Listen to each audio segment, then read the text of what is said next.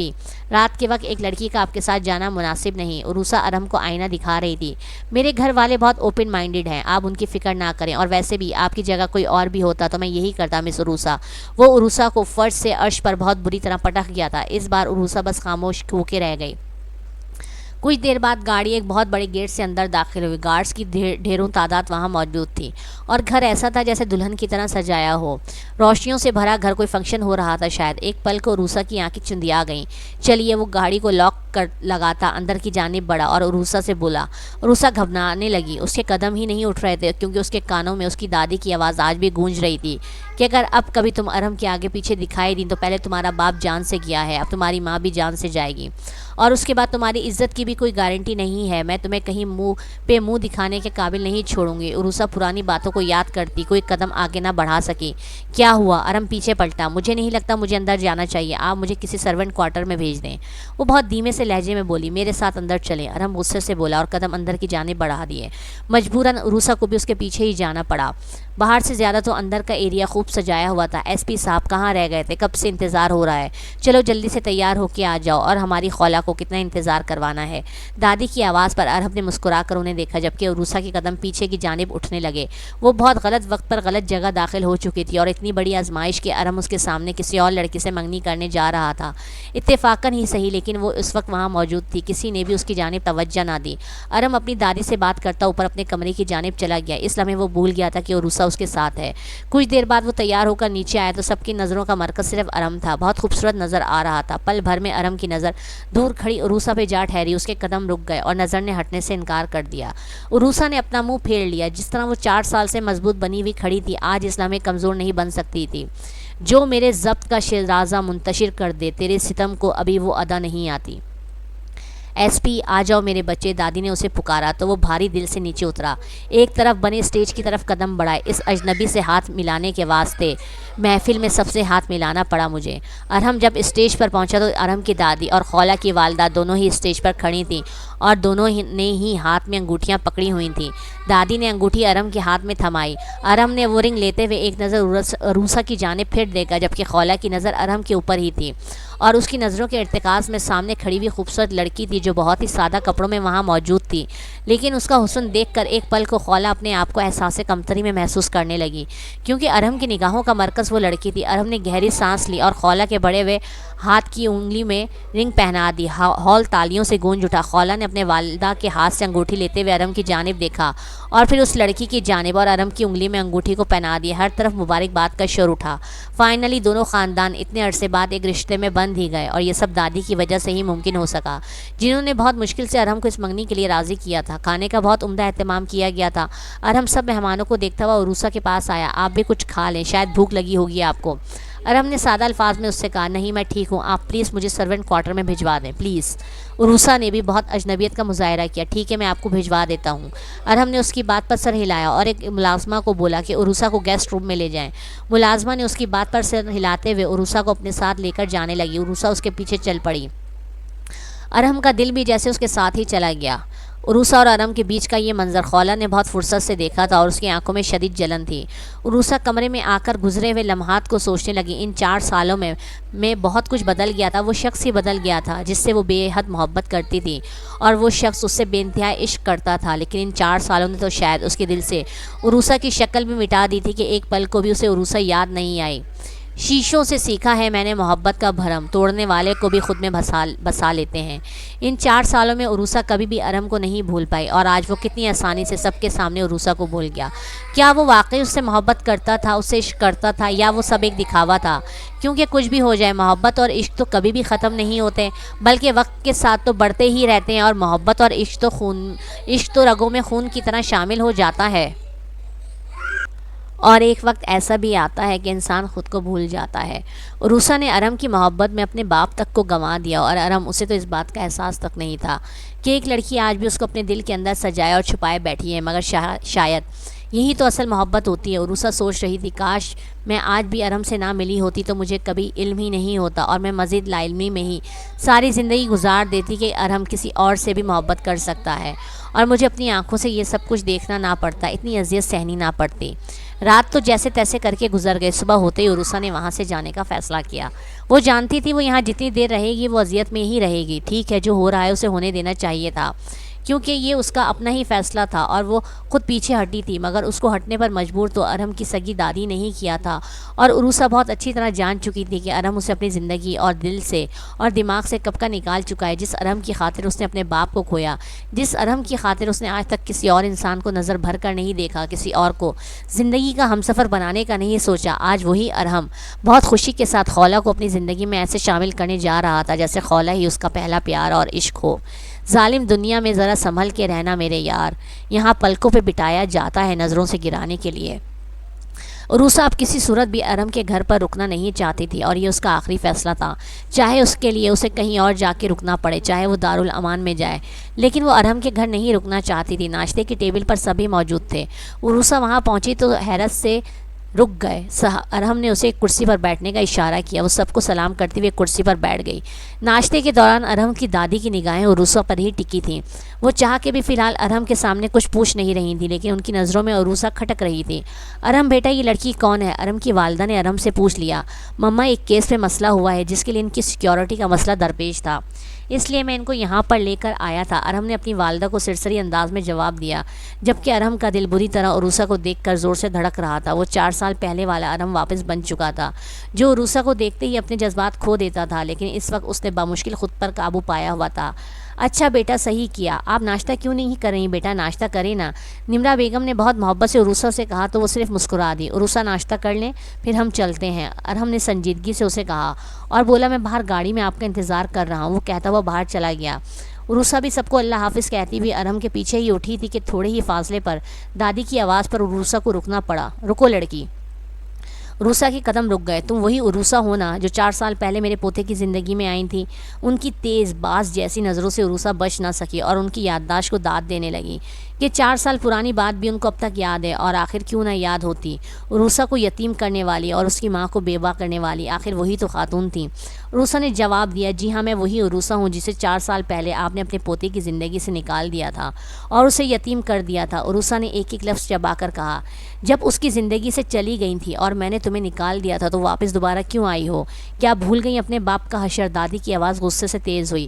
میں واپس نہیں آئی ہوں، مجھے اتفاقاً اللہ تعالیٰ نے ملایا ہے اور یہ اللہ تعالیٰ ہی جانتا ہے کہ ہم 4 سال بعد عین ارحم کی منگنی کے دن ہی کیوں ملے۔ عروسہ کی بات پر دادی کا چہرہ تو ایک دم فقسا ہو گیا، ان کے چہرے کا تو رنگ ہی اڑ گیا۔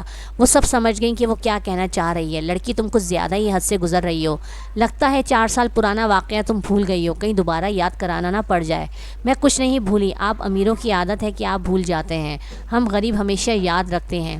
اور بے فکر رہیں، میں آپ کے پوتے کی زندگی میں واپس نہیں آئی۔ عروسہ کی عادت نہیں، ایک دفعہ چھوڑ دے تو پھر دوبارہ سے اپنا لے، آگے بڑھ چکی ہوں۔ آپ کا پوتا اور میں اس وقت صرف ایک کیس کی وجہ سے ساتھ ہیں، اس سے زیادہ ہمارے بیچ کچھ بھی نہیں۔ بے فکر رہیں، نہ وہ پہلے جیسے ہیں نہ میں پہلی جیسے۔ اتنے میں عروسہ کو اپنے پیچھے سے ارم کی آواز سنائی دی۔ عروسہ بری طرح چونکی، کہیں ارم نے سب کچھ سن تو نہیں لیا۔ عروسہ نے فوراً پلٹ کر ارم کو دیکھا۔ ارم کا انداز بالکل نارمل تھا۔ چلو دیر ہو رہی ہے۔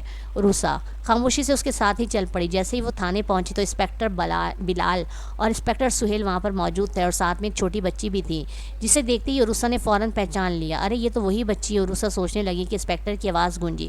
انسپکٹر بلال نے ایس پی ارم علی خان سے کہا، سر بچی مل گئی ہے۔ ٹھیک ہے میرے آفس میں آؤ۔ ارم انہیں کہتا ہوا اپنے آفس کی جانب قدم بڑھا گیا۔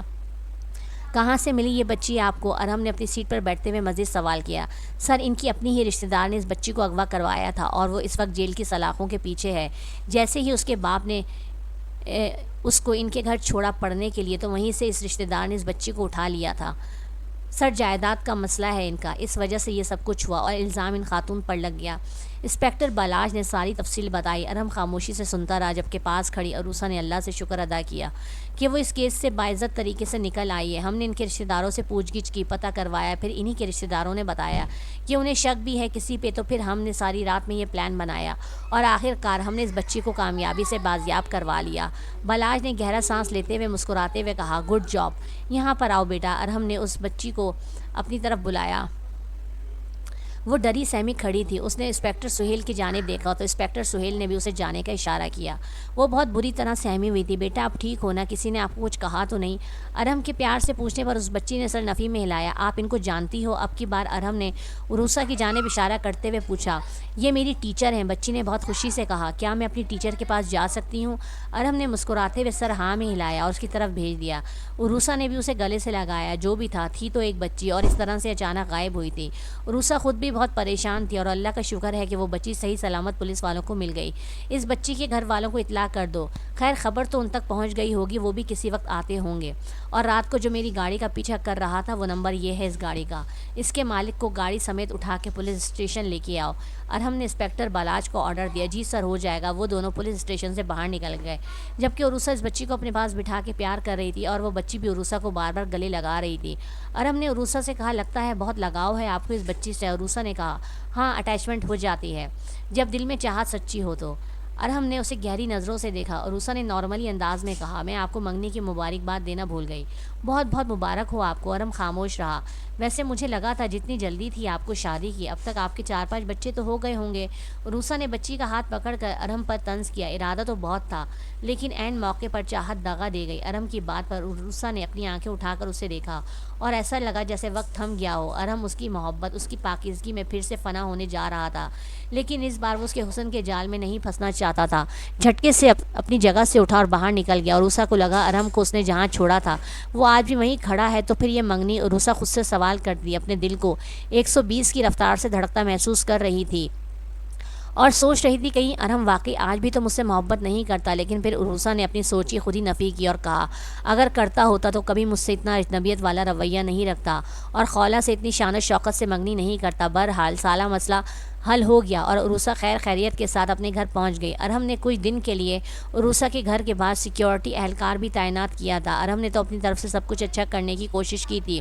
وہ چاہتا تو اس سے اپنی چاہت کے دھتکارنے کا بدلہ بھی لے سکتا تھا، لیکن اس نے ایک اچھے پولیس افسر کی طرح اس کی حفاظت کی اور اس کا ساتھ دیا۔ رات کا ٹائم تھا، عروسہ سو رہی تھی کہ اچانک اس کے موبائل پر بیل ہوئی۔ کافی دیر تک بیل آتی رہی۔ بیل موبائل پر ان نون نمبر تھا۔ عروسہ نے جب موبائل اٹھایا اور کال اٹینڈ کی تو دوسری طرف سے ارہم بری طرح چیخا۔ کہاں تھی تم؟ وہ چلایا۔ عروسہ کو حیرت ہوئی کہ رات کے 2 بجے ارہم اسے کیوں کال کر رہا تھا۔ عروسہ فوراً لائٹس آف کر دو، تمہاری جان کو خطرہ ہے سخت۔ کیا مطلب؟ وہ بری طرح گھبرائی۔ مطلب سمجھانے کا وقت نہیں ہے میرے پاس یار، جو کہا ہے وہ کرو، میرے آنے تک خود کی حفاظت کرنی ہوگی تمہیں۔ عروسہ ارہم کا وارننگ دیتا انداز عروسہ کو بہت کچھ سمجھا گیا۔ میں لائٹس آف کر دیتی ہوں، ارہم نے فوراً کہا، کال مت کاٹنا۔ عروسہ نے لائٹس بند کر دیں اور ایک کمرے میں چھپ گئی، موبائل کان سے لگایا۔ ارہم؟ عروسہ کے لہجے میں ڈر نمایاں تھا۔ ڈرنا نہیں، میں راستے میں ہوں، آ رہا ہوں۔ ارہم کا مان دیتا لہجہ عروسہ کی آنکھیں بھگو گیا۔ تبھی اسے باہر سے کسی کے چھلانگ لگانے کی آواز آئی۔ ارہم باہر کوئی ہے؟ عروسہ جو صوفے کے پیچھے رکھے ایک ٹیبل کے سائڈ دیوار کے پیچھے بیٹھی تھی، آہستہ سے اس نے فون پر ارہم سے کہا، عروسہ چھپی رہنا، باہر نہیں جانا، نہ ہی دروازہ کھولنا، بس تھوڑی دیر۔ ابھی وہ مزید کچھ بولتا کہ دوسری جانب سے دھاڑ سے دروازہ کھلنے کی آواز پہ ارہم کا دل ڈوب کے ابھرا اور اسے عروسہ کی چیخنے کی آوازیں آئیں، چھوڑو چھوڑو مجھے، کہاں لے کے جا رہے ہو، چھوڑو۔ موبائل عروسہ کے ہاتھ سے چھوٹ کے نیچے گرا۔ اس شخص نے ماسک پہنا ہوا تھا۔ عروسہ اس کو پہچان نہیں پائے، لیکن اس نے عروسہ کو بہت بے دردی سے کھینچتے ہوئے ٹیبل کے پیچھے سے نکالا۔ ارہم نے اپنی گاڑی کی سپیڈ مزید بڑھائی۔ وہ عروسہ کو اب دوبارہ کھونے کی ہمت نہیں رکھتا تھا۔ 10 منٹ کا راستہ ارہم نے بہت تیزی سے 5 منٹ میں طے کیا اور عروسہ کے گھر کے باہر گاڑی روکی اور سیدھا اندر داخل ہوا۔ اس کے ہاتھ میں گن تھی اور وہ بہت دیکھ بھال کے اندر داخل ہوتا سب طرف نگاہ کر رہا تھا، مگر عروسہ اسے کہیں بھی دکھائی نہیں دی۔ وہ بار بار عروسہ کو آوازیں بھی دے رہا تھا، عروسہ کہاں ہو تم؟ اب کی بار اس نے سارے کمروں میں جھانکا، عروسہ کو تلاشا، لیکن وہ اسے کہیں نہیں ملی۔ ایک کمرے میں اسے عروسہ کا موبائل زمین پر گرا دکھائی دیا۔ ارہم تو گھبرا ہی گیا، باہر آیا، کہاں جا سکتی ہے اتنی جلدی؟ وہ اس کو یہاں سے لے کے نہیں جا سکتے۔ ارہم فون پر اپنی ٹیم کو انفارم کر چکا تھا اور اس کی ٹیم اس سے پہلے وہاں موجود تھی، پھر عروسہ کہاں جا سکتی تھی؟ کچھ ہی دیر میں ارہم کے نمبر پر انسپیکٹر بالاج کی کال آئی۔ اس نے فوراً فون اٹھایا، سر میڈم کو ایک گاڑی میں بٹھا کر یہاں سے دور لے جایا جا رہا ہے، میں آپ کو لوکیشن سینڈ کرتا ہوں، آپ فوراً پہنچیے، ہم بھی ان کا پیچھا کر رہے ہیں۔ انسپیکٹر بالاج نے اسے فوراً تفصیل دی۔ ارہم باہر کی جانب بھاگا۔ اس وقت وہ اس گاڑی کا پیچھا کر رہے تھے جس میں عروسہ موجود تھی، اور وہ اغوا کرنے والے عروسہ کو کہاں لے کے جا رہے تھے یہ اندازہ لگانا مشکل تھا، لیکن ارہم یہ پکا ارادہ کر چکا تھا کہ اسے ہر حال میں اپنی عروسہ کو بچانا ہے۔ وہ عروسہ کو کچھ بھی نہیں ہونے دے گا۔ گاڑی ایک پرانے کھنڈر کے پاس رکی تھی۔ انہوں نے عروسہ کو گاڑی سے باہر نکالتے ہوئے وہاں زور سے پٹخا۔ عروسہ زمین پر بہت بری طرح گری تھی کہ ہاتھ اور کلائیوں پر خراشیں پڑیں۔ اس نے گھبرا کر ان اغوا کاروں کی جانب دیکھا۔ ان میں سے ایک نے گن نکالی اور عروسہ کے سر کا نشانہ باندھتے ہوئے اپنی گن کو ان لاک کیا۔ اللہ تعالیٰ کو یاد کرتے ہوئے عروسہ نے اپنی آنکھیں بند کر لیں۔ اس آدمی نے عروسہ کے سر کا نشانہ باندھا ہوا تھا اور عروسہ کو لگا کہ موت اس کے سر پر ہی ہے۔ اس سے پہلے کہ وہ شخص گولی چلاتا اس کے ہاتھ پر ایک فائر ہوا اور اس کے بعد بہت سارے فائر ہوئے جو اس کی ٹانگ اور اس کے بازو پر لگے۔ ارہم اپنی پوری ٹیم کے ساتھ وہاں پہنچ چکا تھا اور دیکھتے ہی دیکھتے ان کڈنیپرز کو اپنے گھیرے میں لے لیا۔ عروسہ نے سہم کر ارہم کو دیکھا جو مسیحا بن کے عروسہ کو بچانے آیا تھا۔ عروسہ تم ٹھیک ہو؟ وہ بھاگنے کے انداز میں اس تک پہنچا۔ عروسہ نے ارہم کو دیکھا اور اگلے ہی لمحوں میں وہ اس کی باہوں میں جھول گئی۔ عروسہ، ارہم نے اسے پکارا لیکن عروسہ تو بے ہوش ہو چکی تھی۔ ارہم نے عروسہ کو کسی قیمتی متاع حیات کی طرح اپنی باہوں میں بھرا اور گاڑی کی جانب بڑھا۔ صبح کے وقت عروسہ کو ہوش آیا تو اس نے خود کو ہاسپٹل کے بستر پر پایا۔ اس کے ہاتھ میں ڈرپ لگی ہوئی تھی۔ اس نے گردن موڑ کر اپنے دائیں جانب دیکھا تو ارہم ایک چیئر پر اس کے قریب ہی بیٹھا ہوا نظر آیا۔ کیسی ہو عروسہ؟ میں یہاں۔ عروسہ نے حیرانی سے اسے دیکھا۔ ہاں میں لے کے آیا ہوں۔ ارہم نے اس کا ہاتھ پکڑا۔ اس کے لہجے میں حد درجے پیار اور اپنائیت تھی۔ وہ کون تھے جو مجھے مارنا چاہتے تھے؟ عروسہ نے اپنا ہاتھ ارہم کے ہاتھ سے چھڑایا۔ اس کی بات پر ارہم کے ماتھے پر بے شمار بل پڑے، وہی جنہیں تم 4 سال پہلے اپنا باپ سونپ چکی تھیں اور اپنی ماں کی جان کا وعدہ دے کر مجھے چھوڑ کر آئی تھیں۔ ارہم کا لہجہ بہت ہی غصے والا اور انتہائی سرد تھا۔ عروسہ نے ناسمجھی سے دھڑکتے دل سے ارہم کو دیکھا۔ ارہم نے ناگواری سے اور بہت ہی غصے سے کہا، زیادہ انجان مت بنو عروسہ، بہت ہو گیا کسی کی محبت کو آزمانے کے لیے۔ کیا 4 سال کا عرصہ کافی نہیں ہوتا جو اب بھی تم مجھے تڑپاؤ گی؟ ارہم کے دکھ بھرے لہجے پہ عروسہ کی آنکھیں آنسوؤں سے بھر گئیں۔ ارہم وہ کچھ نہیں بول پائی۔ جانتی ہو اگر تمہیں کچھ ہو جاتا تو میری سانسیں رک جاتی۔ ان 4 سالوں میں ہر دن صرف تمہیں ہی یاد کیا ہے۔ تمہارے لفظوں نے پل پل مجھے اذیت دی، میری روح کو زخمی کیا، لیکن پھر بھی میں تمہیں بھلا نہیں پایا۔ ایک لمحے کے لیے بھی تمہیں خود سے جدا نہیں کر پایا۔ میں تم سے نفرت کا دم بھرتا تھا لیکن در حقیقت تم سے بے پناہ پیار کرتا ہوں اور ہمیشہ کرتا رہوں گا، اور میری محبت اور چاہت اب بھی تمہارے لیے قائم ہے۔ وہ اس کے چہرے کے پاس جھکا، بولتا ہوا اس پر اپنی محبت کی مہر لگا گیا۔ آئی ایم سوری ارہم، میں مجبور تھی۔ خاموش۔ ارہم نے اس کے لبوں پر انگلی جمائی۔ اب معافی نہیں، ساتھ نبھانے کا وقت ہے۔ پہلے تو تم مجھے یہ بتاؤ، جب دادی نے تمہارے ساتھ اتنا کچھ کیا تو تم نے مجھے کچھ کیوں نہیں بتایا؟ کیا تمہیں مجھ پر بالکل بھی بھروسہ نہیں تھا؟ کیا تمہیں لگتا تھا کہ میں تمہاری بات پر یقین نہیں کروں گا، یا میں تمہاری اور تمہارے خاندان کی حفاظت نہیں کر سکتا تھا؟ ارے میری دادی نے تمہارے بابا کی جان لے لی اور تمہاری ماں کو مارنے کی دھمکی دی اور تمہاری عزت لوٹنے کی دھمکی دی، میری عروسہ کی عزت لوٹنے کی دھمکی دی، میری عروسہ کی فیملی کو برباد کر دیا میری دادی نے، اور تم خاموشی سے میری دادی کو وعدہ دے کر میری زندگی سے نکل گئی۔ مجھے تم سے ایسی امید نہیں تھی، میں کوئی فٹ بال تھا یا کوئی کھلونا تھا تمہارے اور دادی کے لیے؟ مجھے تو لگتا تھا کہ تم مجھ سے زندگی میں کبھی بھی کچھ نہیں چھپاؤ گی۔ عروسہ نے ارہم سے کہا، مجھے معاف کر دو۔ ارہم نے کہا، معافی ایک شرط پر ملے گی۔ عروسہ نے کہا، کون سی شرط؟ شادی کرو مجھ سے فوراً، ابھی اور اسی وقت۔ وہ بہت محبت بھرے اور مان بھرے لہجے میں بولا۔ عروسہ نے بے یقینی سے اس کی جانب دیکھا۔ بولو عروسہ، کرو گی نا نکاح ابھی اور اسی وقت مجھ سے؟ ارہم، میں یہاں ہاسپٹل کے بستر پر ہوں، زخمی ہوں، اور آپ شاید بھول رہے ہیں کہ کل ہی آپ کی خولہ سے منگنی ہوئی ہے، اب آپ کسی اور کی امانت ہے۔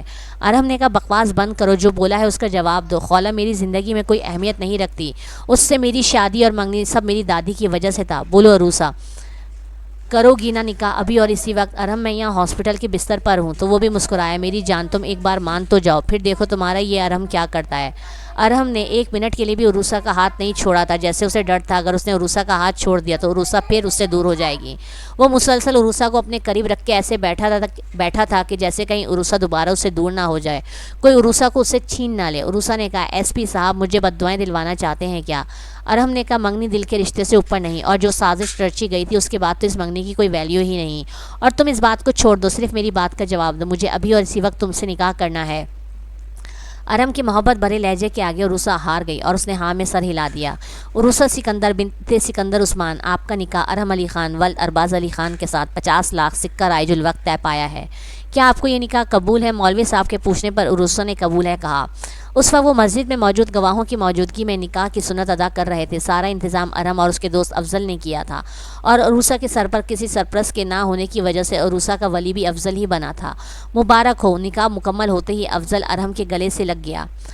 ارحم نے فوراً عروسہ کے ماتھے کا بوسہ لیا اور بولا آخرکار میں نے تمہیں پا ہی لیا۔ عروسہ کا ہاتھ پکڑ کر ارحم مسجد سے باہر آیا۔ ارحم مجھے ڈر لگ رہا ہے۔ وہ بہت گھبرا رہی تھی۔ کس سے؟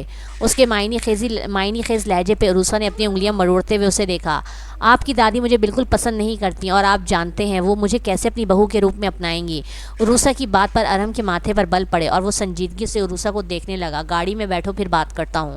اسے گاڑی میں آرام سے بٹھاتے ہوئے وہ خود بھی ڈرائیونگ سیٹ پر آیا اور گاڑی کو روڈ پر ڈال دیا۔ عروسہ اس کی جانب دیکھتے ہوئے اس کے جواب کی منتظر تھی۔ عروسہ میرے ہوتے ہوئے تمہیں گھبرانے کی کیا ضرورت ہے؟ میں ہوں نا تمہارے ساتھ، اور گھر والے کبھی بھی میرے فیصلے کے خلاف نہیں جائیں گے۔ لیکن آپ کی دادی وہ جا چکی ہیں اور میرے والد کی جان بھی لے چکی ہیں۔ 4 سال پہلے انہوں نے یہی کیا تھا اور اب تو انہوں نے میری جان بھی لینے کی کوشش کی۔ بس فرق اتنا ہے دھمکی تو انہوں نے میری عزت لوٹنے کی دی تھی مگر کوشش انہوں نے میری جان لینے کی۔ عروسہ نے یہ کہہ کے تھکے ہوئے انداز میں سیٹ کے ساتھ ٹیک لگائی۔ ارحم نے کہا وہ سب میری لا علمی میں ہوا اور ان کا شکار تم تھی، میں نہیں۔ اور ارحم کی عادت ہے وہ جب بھی بات کرتا ہے سامنے سے کرتا ہے۔ انہوں نے جو کیا اس کے بعد اب وہ مزید کچھ کرنے کے قابل نہیں رہیں۔ اس لیے اپنے دماغ سے تم ان سب سوچوں کو نکال دو اور صرف مجھ پر فوکس کرو۔ 4 سال میں نے تمہارا انتظار کیا۔ 4 سال کہنے کی بات ہے عروسہ، اور ایک دن بھی تمہیں مجھ پر ترس نہیں آیا کہ تم مجھ سے رابطہ کر لو، مجھے حقیقت بتا دو۔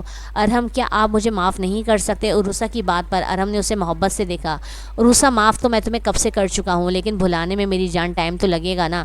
ہاں اگر ارحم کی عروسہ اپنے پیار محبت اور چاہت سے اس زخم پر مرہم لگا دے تو وہ زخم خود بخود بھر جائیں گے۔ ارحم کے محبت بھرے لہجے پر عروسہ کی پلکیں جھک گئیں۔ ارحم نے اس کے ہاتھ کو اپنے ہاتھ میں لیتے ہوئے لبوں سے لگایا۔ محبت ایک اصول ہے عروسہ، کہ اس کا کوئی اصول نہیں، چاہو تو بس چاہے جاؤ ورنہ مر جاؤ۔ وہ نہ جانے کون سی فلسفی جھاڑ رہا تھا۔ عروسہ کو ارحم کی باتوں سے خوف سا محسوس ہوا۔ وہ عروسہ سے اس قدر محبت اور عشق کرتا تھا کہ اپنے گھر والوں کے خلاف جا کر بنا کسی کو بتائے عروسہ سے نکاح کر لیا تھا، اور اب وہ کتنے مان دعوے اور دھڑلے کے ساتھ اسے اپنے گھر لے کے جا رہا تھا۔ خان ولا کے گیٹ کے اندر گاڑی داخل ہوئی۔ ارحم عروسہ کا ہاتھ مضبوطی سے پکڑ کر اندر کی جانب بڑھا۔ وہ ابھی ہاسپٹل سے ہی تو کچھ دیر پہلے ڈسچارج ہوئی تھی اور نکاح کرتے ہی وہ ارحم کے ساتھ گھر آ گئی۔ اس کی طبیعت ابھی مکمل طور پر ٹھیک نہیں تھی، لیکن ارحم اب عروسہ سے 1 منٹ بھی دوری نہیں بنا سکتا تھا، اس لیے وہ فوراً عروسہ کو لے کے اپنے گھر آ گیا۔ مسز نمرا، ارحم کے والد اور دادی وہاں موجود تھیں۔ انہوں نے ارحم کے ساتھ جب عروسہ کو اندر آتے دیکھا اور انہوں نے دیکھا کہ ارحم نے عروسہ کا ہاتھ پکڑا ہوا ہے تو ان کے ماتھے پر بل پڑ گئے۔ ارحم یہ کون ہے اور تم اسے یہاں کیوں لے کے آئے ہو؟ ارحم کے والد انتہائی غصے سے پوچھا۔ اچھا وہ آپ سب یہاں موجود ہیں، بہتر ہے کہ آپ میری بیوی سے مل لیں۔ ہم نے آج نکاح کر لیا ہے۔ محبت بھری نظروں سے عروسہ کو دیکھتے ہوئے اس نے سامنے کھڑے تمام لوگوں پر بم پھوڑا۔ یہ کیا کہہ رہے ہو تم؟ ابھی کل ہی تو تمہاری منگنی ہوئی ہے خولا کے ساتھ اور آج تم کسی اور کے ساتھ نکاح کر کے آ گئے۔ یہ کیا تماشا بنایا ہوا ہے تم نے؟ ارحم کے والد نے ارحم کو آڑے ہاتھوں لیا جبکہ دادی غصے سے عروسہ کو گھور رہی تھی۔ بابا یہی سچ ہے، ہم یونیورسٹی سے ایک دوسرے کو پسند کرتے ہیں اور شادی کرنا چاہتے تھے، لیکن دادی بیچ میں آ گئیں۔ اور دادی آپ خود بتائیں گی کہ آپ نے کیا کیا یا میں سب کو بتاؤں؟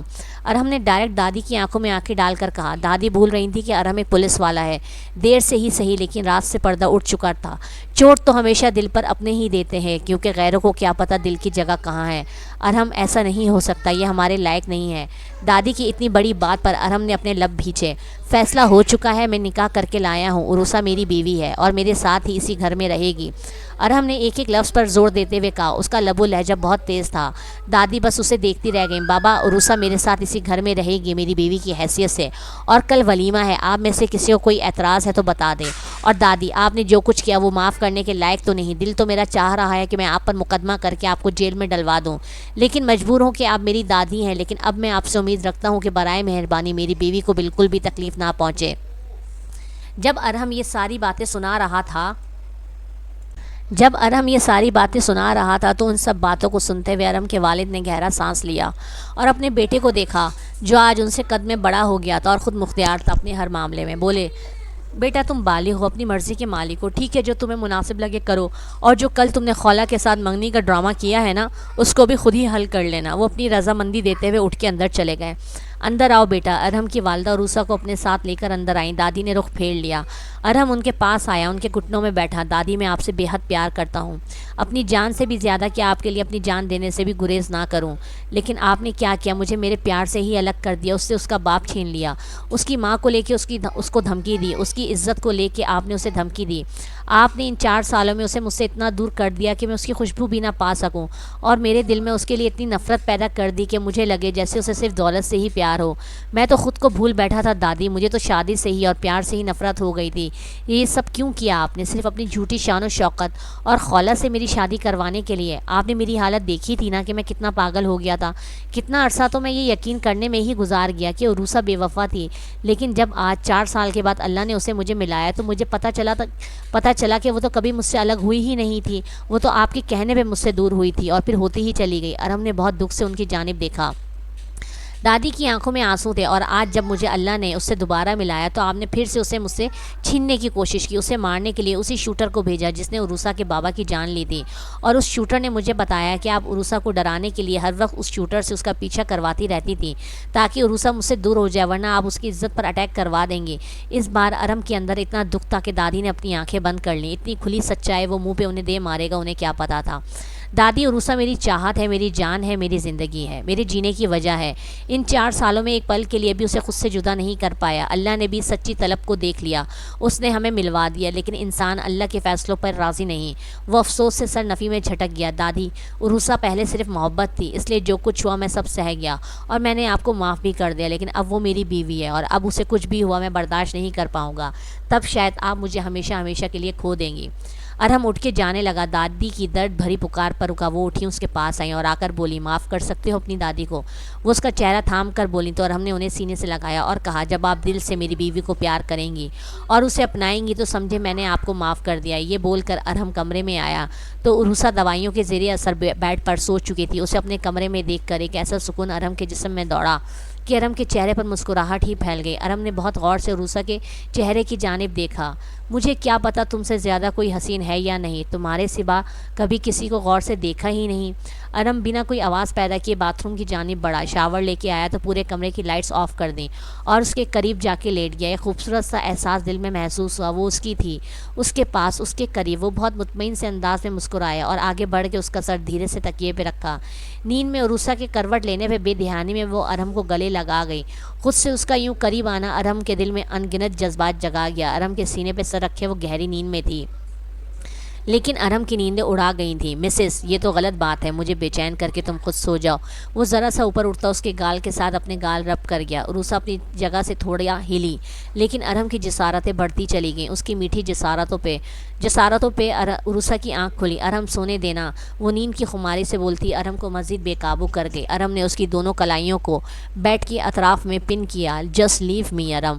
اس کے گالوں پہ شدت سے جھکا۔ ارہم، اتنی جلدی؟ کیا مطلب؟ وہ اس کی بات پر حیران ہوا۔ مطلب یہ کہ کچھ وقت دے دیں، ابھی تو آج ہاسپٹل سے آئی ہوں، طبیعت بھی ٹھیک نہیں ہے۔ عروسہ، 4 سال انتظار کیا ہے، اگر 4 سال پہلے تو مجھے اعتماد میں لے کے دادی کی ساری بات بتا دیتی تو آج ہمارے 4 نہ صحیح تو 3 بچے تو لازمی ہوتے۔ وہ اپنی باتوں سے بھگ سے اس کی نیند اڑا گیا۔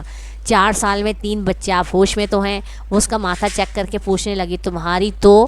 ارہم نے آگے بڑھ کے اسے واپس تکیے پہ گراتے ہوئے اس کے الفاظ اپنے لبوں سے چن لیے اور اس پر اپنی شدتوں اور چاہتوں کی بارش کر دی۔ آہستہ آہستہ اپنے اور اس کے بیچ سے سارے پردے گرا دیے۔ ان کی چاہت کے ساتھ اللہ کو ان کا صبر واقعی پسند آیا تھا جو ان کو آپس میں ملوا دیا۔ زندگی آزمائشوں کا سمندر ہے، کسی سے لے کر آزمایا جاتا ہے تو کسی کو بے تحاشا دے کر آزمایا جاتا ہے۔ بس کہیں صبر کی آزمائش ہے اور کہیں شکر کی آزمائش ہے۔